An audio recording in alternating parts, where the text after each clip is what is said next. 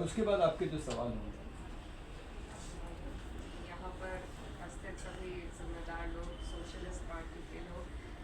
मैं यहाँ पर सिर्फ सुनने के लिए आई थी क्योंकि हम लोग सोशल मीडिया के माध्यम से देख रहे हैं जो हालात दिन पर दिन बदतर होते जा रहे हैं लद्दाख में। किस तरीके से बेरहमी से 4 लोगों की गोली मारकर हत्या कर दी गई है स्टेट अथॉरिटीज़ द्वारा, और जो हमारी कॉन्स्टिट्यूशनल राइट है टू प्रोटेस्ट, उसका किस तरीके से सीधा सीधा उल्लंघन ये भारतीय जनता पार्टी की सरकार जो देश में चल रही है वो कर रही है। और बेहद हमदर्दी सभी देश के लोगों को है लद्दाख के साथ, और क्योंकि बॉर्डर स्टेट है हमारी, लेकिन जिस तरीके से वहाँ के लोगों के साथ बेरहमी ये सरकार कर रही है, इनकी मांगे जो 4 मांगे जिनका जिक्र इस रिपोर्ट में भी है वो बेहद जायज़ मांगे हैं, जिसमें एक मांग जो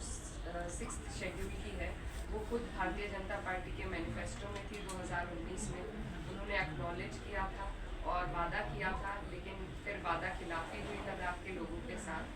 आज ये हाल है कि कुछ 2 महीने पहले मेरा लद्दाख में जाना हुआ था,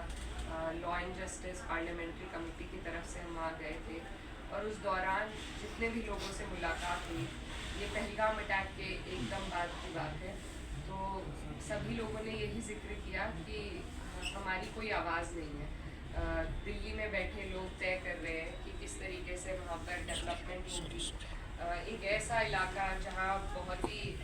एक इकोलॉजिकली सेंसिटिव इलाका है, जिसका बहुत ही चैलेंजिंग जोग्राफिकल टेरेन है, उसकी जानकारी हासिल करने में जो दिल्ली के अधिकारी हैं उन्हें टाइम लग जाता है, लेकिन पैसा उस हिसाब से वहाँ नहीं लग रहा है जैसे वहाँ की जो हमारी ट्राइबल पॉपुलेशन है वो चाहती है अपनी इकोलॉजी को सेव करना। तो ये सब चीज़ें हमारे अधिकार के तहत हमें मांगने का भी अधिकार है संवैधानिक रूप से, और जो लद्दाख के लोग प्रोटेस्ट कर रहे हैं, ख़ास तौर पर सोनम वांगचुक जी, जिन्होंने बहुत कंट्रीब्यूट किया है लद्दाख की सोसाइटी के लिए, वहाँ पे चाहे शिक्षा के क्षेत्र में हो, एनवायरनमेंट के लिए उन्होंने जो लड़ाई लड़ी है, उन जैसे व्यक्ति को जिनकी खुद पीठ थपथपाई थी इस सरकार ने जब 370 का एब्रोगेशन हुआ था, आज अगर उन्होंने कोई जायज़ मांगे लद्दाख के लोगों के लिए रखी हैं तो उनको जेल में डाला गया है NSA लगा के। ये नाइंसाफ़ी है इस सरकार की जो चल रही है, जिस तरीके से ये सरकार हनन कर रही है लोगों के अधिकारों का। अब से कुछ साल पहले ये मणिपुर के साथ हुआ और आँख मूंद ली थी इस सरकार ने, चाहे पार्लियामेंट में हो कोई इस पे डिस्कशन इस बार हुई, वो भी रात को जब वक्त की डिस्कशन होने के बाद सिर्फ 2 घंटे में 1-1:30 बजे वो डिस्कशन शुरू हुई और घंटे भर में उसको पास कर दिया गया, क्योंकि ये लोग नहीं चाहते कि जो हमारे थोड़े दूर के इलाके हैं वो मेनलैंड से कोई ऐसी डिमांड रख सके कि उनको सम्मिलित महसूस हो सके इस देश में। तो ये लगातार पहले मणिपुर के साथ ऐसा हुआ, आज लद्दाख में यही हालात हैं। मैं एक और जिक्र करना चाहती हूँ, उत्तर प्रदेश जो कि राजनीतिक केंद्र माना जाता है इस देश का, वहाँ पर बरेली में भी आज हमें जाने से रोका गया।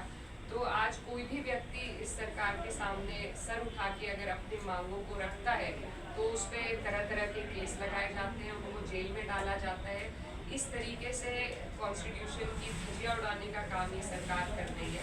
लेकिन जितने भी यहाँ पर लोग मौजूद हैं, अगर हम सब लोग मिलकर कोशिश करेंगे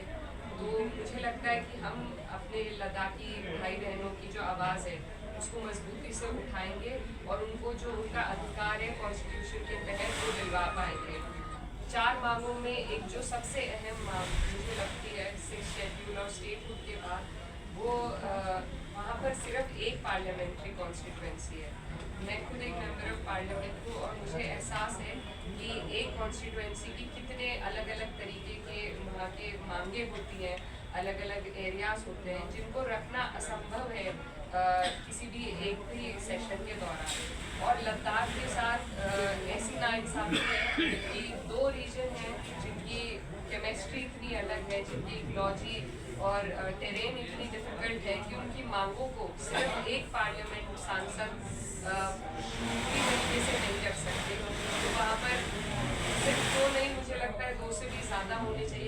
वहाँ पर स्टेट लेजिस्लेचर भी नहीं है, पर फिलहाल अगर कारगिल और लेह के लिए 2 कम से कम सीट हो, मुझे लगता है ये बहुत ही अहम और जायज़ डिमांड है और हम इसका पूर्ण तरीके से समर्थन करते हैं। खास तौर पर निंदा भी करते हैं